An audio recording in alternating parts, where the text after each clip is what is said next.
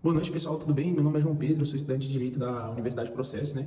Estou aqui hoje para representar o grupo de Lei de Responsabilidade Fiscal e o grupo de Teto de Gastos do nosso trabalho de Direito Financeiro, atividade extensionista da faculdade.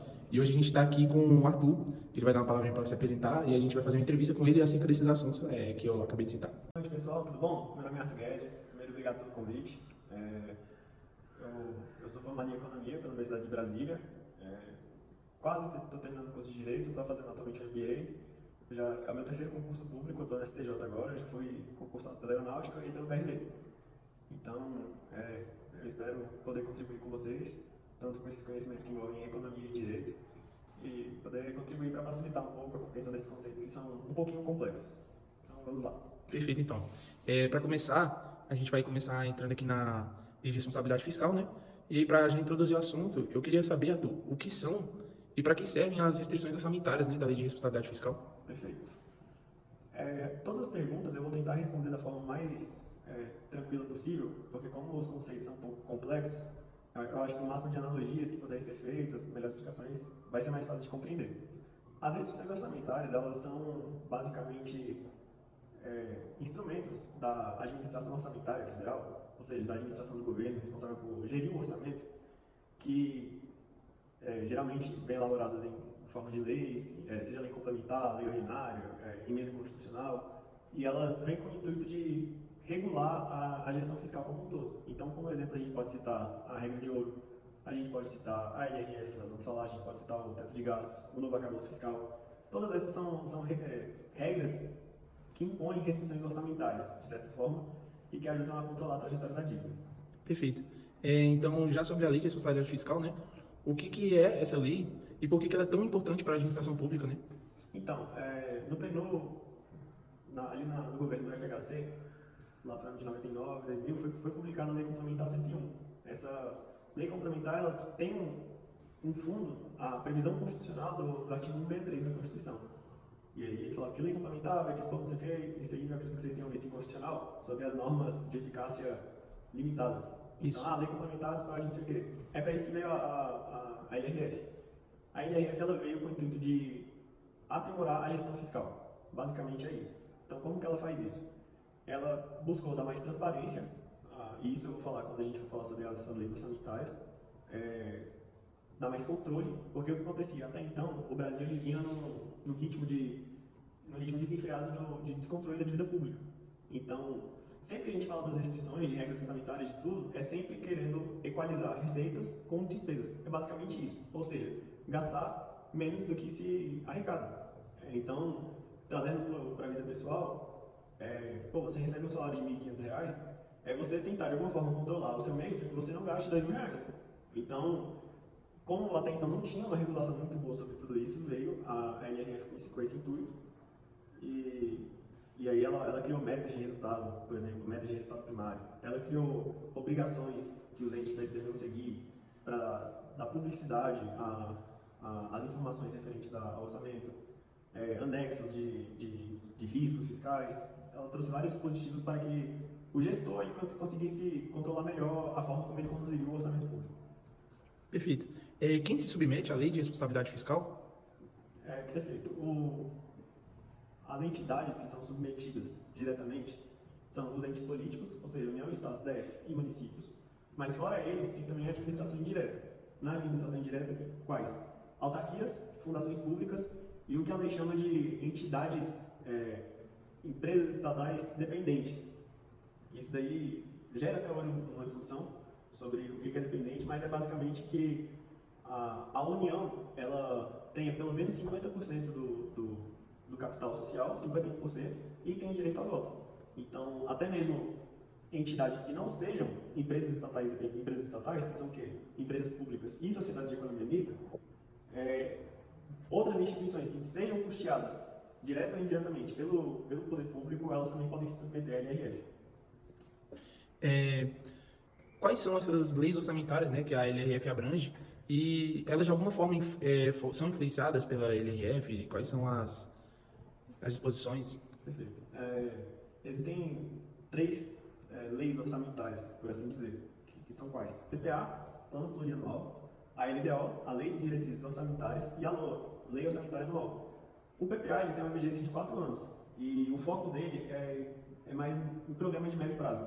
Então é ele que define as diretrizes, os objetivos e as metas da administração pública federal para a gestão orçamentária, e ela geralmente é feita por meio de programas. Então a forma como ele é construído tem um panorama um pouco maior.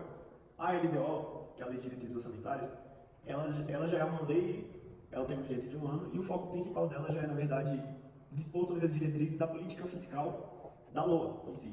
Então, é do ano. Então, a LOA, que é a Lei Orçamentária Anual, ela traz a previsão de receitas e a arrecadação de receitas e as previsões de despesas que serão incorridas. Então, é ela que traz qual é o orçamento que vai ter, até mesmo para tudo, para a saúde, para o hospital, para a escola pública, para os órgãos públicos. É ela que define qual é a fatia do orçamento que cada programa, cada entidade que seja afetada pelos recursos públicos, o quanto que ela vai receber. Então, a LOA ela dispõe sobre isso e a LDO meio que regula a LOA. É basicamente isso. Com a LRF ela criou as audiências públicas. Então, junto com a LRF, até então não existia tanta transparência sobre a forma como seria dividido a fatia que iria para cada entidade. Após a LRF, para que a LOA ela seja criada, é preciso que uma audiência pública seja realizada para que se discuta junto com a população, por exemplo, quanto que a administração X vai receber por tal serviço. Então, foi uma das formas como elas acabaram sendo afetadas pela LRF, dando um pouquinho mais de transparência. Entendido. Há algum enfoque aos gastos com o pessoal dado pela LRF, né? E quais são os motivos desse enfoque? Uhum. O que acontece? Mais de 50% da receita corrente líquida que nós temos, ela é consumida com gastos com o pessoal. O que é gasto com o pessoal? Gastos basicamente com servidores públicos. Então, e não só servidores públicos estáveis, cargo em comissão, função de confiança, aqueles outros tipos de servidores públicos que vocês já devem ter estudado em direito administrativo. Mais de 50% do que é realmente recebido é gasto com o pessoal. Então, isso aí é a grande... E também os aposentados, que também envolve toda a questão da previdência. Então, como isso aí representa uma fatia muito grande do orçamento, a IRF ela vem com um enfoque especial para conseguir disciplinar melhor como esses gastos com o pessoal seriam regulados.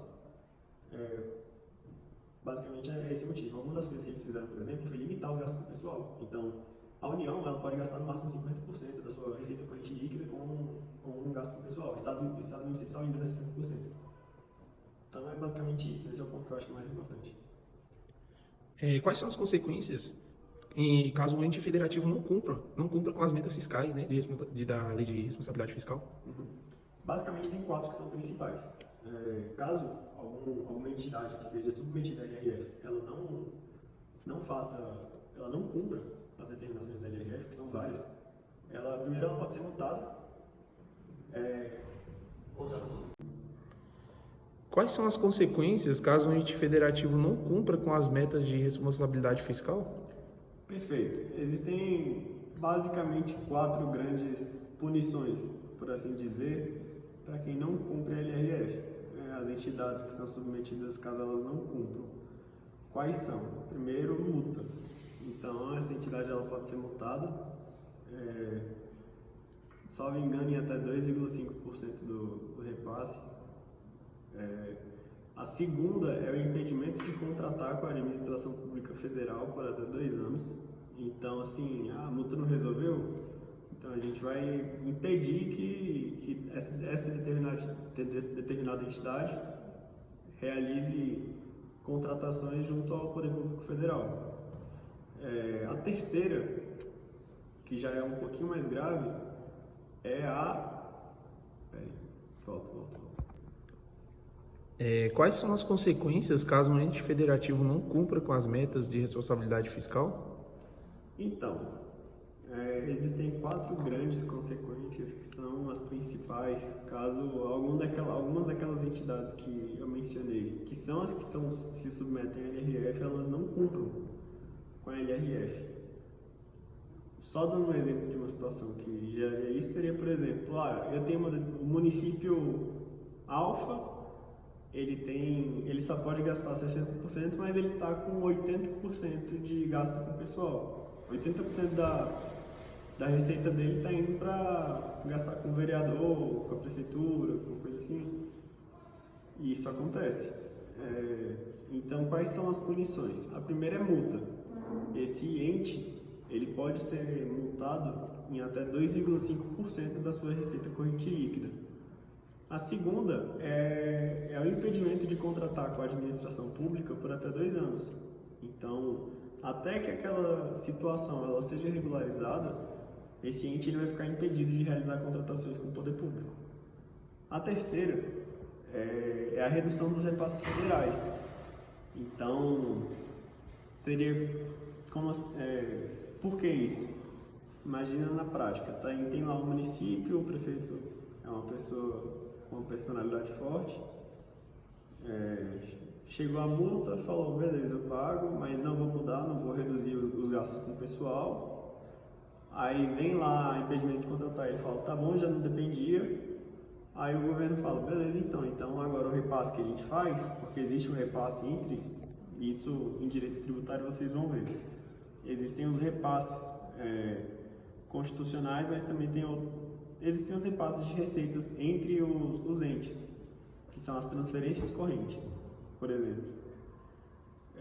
E aí pode ocorrer a redução desses repasses. E a última é a intervenção federal. Então é o governo federal falando assim, olha,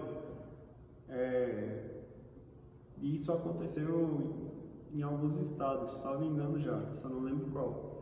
Que era o que? A situação do seu estado, então a situação do seu município, ela está caótica, totalmente desregulada, a dívida estourando, então o governo vai ter que intervir e ele vai ter que atuar como interventor e regulador das contas. Então essas seriam as hipóteses do que aconteceria em caso de descumprimento. Perfeito. Dando seguimento à entrevista, muitos criticaram a rigidez do teto, haja vista a impossibilidade de aumento real dos gastos com as despesas primárias, né? O que, por sua vez, impacta diretamente setores sensíveis, como a educação. Nesse contexto, quais foram as críticas sofridas a essa política? E, além disso, houve algum tratamento diferenciado para setores como saúde e educação? Perfeito. Então, esses setores da saúde e da educação, como você bem citou, eles são setores que foram fortemente afetados pelo teto de gastos. Por quê? Imagina o seguinte, até então, como estava em um ritmo de gastos muito descontrolado e tudo mais, como eu já havia citado anteriormente, essas instituições, elas, tanto da área da saúde como da educação, como todas as outras, elas estavam em um patamar de gastos assim, muito mais elevado do que seria o ideal. Só que esses setores, por serem setores sensíveis, não dá para você meter uma facada, um corte de gastos ali direto, e esperar que seria algo tranquilo de ser lidado. Por quê? Porque isso aí vai reverberar diretamente na qualidade dos hospitais públicos, que já não é tão boa, mas eles já com a má gestão, que geralmente tem alguns, com a falta de recursos, a situação fica crítica. Escolas públicas, elas foram duramente afetadas por isso. Então houve isso foi uma das críticas principais. Em 2017 foi publicada uma emenda constitucional que criava uma exceção para esses setores, ou seja, esses dois setores eles ficaram desvinculados da correção pela inflação, mas ficaram limitados até 1,5% do PIB, salvo engano, 1,5%. Então, teve essas críticas. Outras críticas que são válidas de trazer é o prejuízo aos investimentos públicos. Então, investimentos do governo... Pode continuar. Então, investimentos do governo, por exemplo, eles ficaram comprometidos pela falta de recursos. Mas também tem um outro lado da moeda, que é um outro lado que também é importante ser abordado, que é o quê? Essas medidas, elas contribuem para que o gestor ele aprimore a forma como ele gera os recursos públicos. Então, ao invés do político pegar o dinheiro em campanha eleitoral, ou então no final do período de campanha, para poder fazer o nome, pegar e gastar de uma forma totalmente descontrolada, que é o que acontece, eles ficam com uma menor liberdade para que isso possa acontecer. Então, a prestação de serviços públicos ela é meio que forçada a ser otimizada, dada que não é uma zona livre para que você possa gastar da forma que você queira. Não, você está lidando com o dinheiro das pessoas e por isso você tem que fazer um controle mais rígido da forma que você vai executar os gastos. Então, esses seriam os prós e contras principais. Quais foram as alterações sofridas pelo teto de gastos desde a sua implementação? Perfeito. Tiveram 3 grandes alterações. teve a de 2017, que foi criando as exceções para os setores da saúde e da educação, como eu falei. Teve uma simbólica em 2021, mudando, porque a inflação era a inflação acumulada ao ano até o mês de junho de cada ano. Passou a ser até o mês de dezembro de cada ano. Eles fizeram isso para conseguir ter um pouquinho mais de margem para conseguir viabilizar a gestão no ano de 2021, durante o governo Bolsonaro. E teve essa mais recente agora em 2023, que foi com a criação do novo arcabouço fiscal, que é a forma como eles chamaram já no governo do Lula. Já que você citou o arcabouço fiscal, né? Ele foi recentemente aprovado, o novo arcabouço. E qual a diferença entre o teste de gastos e esse arcabouço? Então, o novo arcabouço fiscal, ele tem a diferença central dele, se dá no seguinte ponto. Enquanto o teto de gastos, o controle dos gastos era pela inflação no ano anterior, pelo ano anterior corrigido pela inflação, então era meio que uma coisa mais vinculada à inflação. O novo arcabouço fiscal, ele tem um enfoque na arrecadação. Então, é basicamente o seguinte, tecnicamente falando, é o quê? É com foco na meta de superávit primário.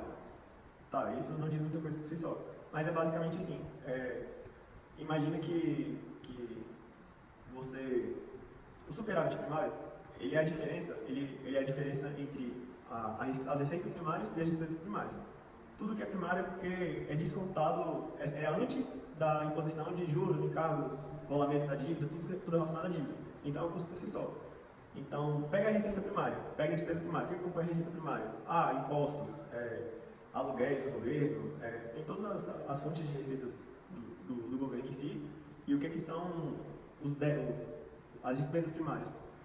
É o orçamento, basicamente. Então, é onde o governo vai colocar os recursos. Então, quando você arrecada mais do que gasta, ou então você tem uma expectativa de arrecadar mais do que você gasta, você gera um superávit primário. Se você gasta mais do que você arrecada, você tem um déficit primário. Esse governo, o novo arcabouço fiscal, ele traz basicamente esse mecanismo do teto de gastos, mas ele incorpora ao ano um aumento real em cima da inflação, que pode ir de 0,6% a 2,5%. Ou seja, o que antes era o ano passado mais IPCA, agora vai ser o ano passado mais IPCA mais 0,6% até mais 2,5%. Então existem bandas que, se o governo ele conseguir seguir dentro daquela trajetória, eles entendem que, mesmo que aumentem os gastos de uma maneira real, a dívida ela continua sendo sustentável porque a arrecadação está aumentando. Então o enfoque ele muda nesse ponto. Traduzindo, como agora eu estou recebendo mais, e eu imagino que isso vai gerar mais recursos no futuro, eu posso gastar proporcionalmente mais, só que até um pouco acima da proporção, mantendo a dívida segura. Então é basicamente isso. Então ele é um pouquinho mais flexível do que o teto de gastos. E ele também já veio incorporado com essa tratativa desses setores essenciais, que era uma das grandes críticas do teto de gastos em si. Então é basicamente isso. Apesar de que as pessoas mais liberais elas acabam criticando um pouco e falam que isso é uma vergonha, não sei o quê, uma coisa boa assim é porque o Brasil, como a gente viu desde os anos 90, ele já vem com várias e várias regras orçamentárias, seja constitucionais, seja por leis, de todas as formas. Só que os governantes, de um jeito ou de outro, eles sempre deram um jeito de burlar essas regras com apoio político, para conseguir criar exceções e para conseguir gastar mais do que eles arrecadam. E isso sempre impactou na dívida pública, sempre impactou no bem-estar social, sempre impactou de todas as formas na economia brasileira. Espera-se que, pelo menos com o novo arcabouço fiscal, mesmo que seja mais flexível e não seja uma regra orçamentária às vezes, tão efetiva e tão rigorosa no controle da dívida, que se ele for seguido, pelo menos vai ser uma regra orçamentária que vai ser executada. Então, ela sendo executada já vai ser melhor do que nada. Um exemplo foi que, mesmo sobre o teto de gastos, teve, no último ano do governo Bolsonaro, no Bolsa Brasil, um custo de mais de 800 bilhões de reais. Então, um custo global. Então, e isso tudo fora do teto de gastos. Por quê? Porque, de alguma forma, eles conseguem se articular, criar alguma forma para que aquilo seja financiado e vai estar tudo bem. Só uma última curiosidade, para esse ano a gente tem uma previsão de déficit primário, ou seja, é previsto que a gente vá terminar 2023 com um déficit de 1%. O governo ele tem estipulado uma previsão, quando ele foi publicar o novo arcabouço fiscal, de 0,5%. Aí você fala assim, tá, mas como que o governo, por exemplo, pretende colocar esse déficit de 1% 0,5%.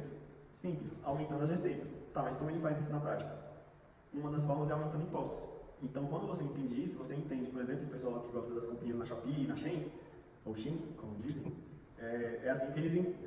É por conta disso. Isso é um dos motivos pelo qual o governo, por exemplo, está aumentando impostos. Para que ele consiga arrecadar mais, para que ele consiga ficar dentro do teto de gastos, mas gastando também da forma como ele quer. Então, quando você compreende essas regras fiscais, você também acaba compreendendo melhor as decisões políticas que são emitidas. Então, eu acho que é basicamente isso. Perfeito, então eu vou encerrar aqui a nossa entrevista. Gostaria de agradecer pelo seu tempo doado, né, para colaborar aqui com o nosso trabalho, agradecer pelos conhecimentos passados. Tenho certeza de que tudo foi explicado de forma muito clara e coesa. E é isso, se você quiser dar uma palavrinha final, pode ficar à vontade. É isso, eu agradeço também o tempo de vocês, agradeço a escolha. Eu sei que algumas coisas são um pouco complicadas, assim, alguns conceitos, principalmente quando a gente fala de área fiscal, eles são conceitos chatos, só que são conceitos importantes de a gente entender. Não precisa entender os pormenores, mas entender a lógica por trás de tudo isso facilita bastante para que a gente saiba como pensar e o que pensar diante desses fenômenos. Mas é isso, gente. Muito obrigado e boa tarde, noite ou amanhã para vocês. Boa tarde, noite, manhã também. Muito obrigado.